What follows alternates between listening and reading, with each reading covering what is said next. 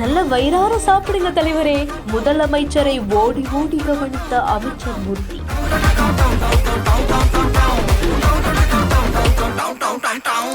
பொதுக்குழுவில் சுட சுட ரெடியான 48 உணவு வகைகள். பெரிய வாழை இலையில் பரிமாறப்பட்ட வெரைட்டியான உணவுகள்.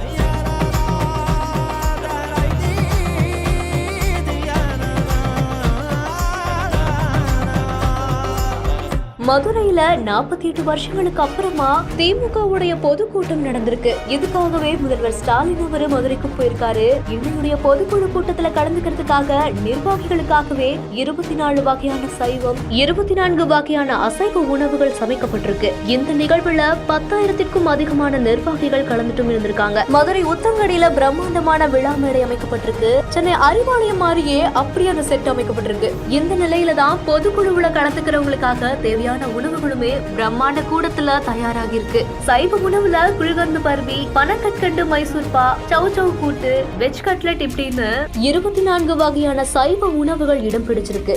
அதே மாதிரி அசைவத்தை பொறுத்த வரைக்குமே பன் அல்வா, மட்டன் எண்ணெய் சுக்கா இப்படி இதுலயுமே 24 வகையான அசைவ உணவுகள் இடம் பிடிச்சிருந்திருக்கு.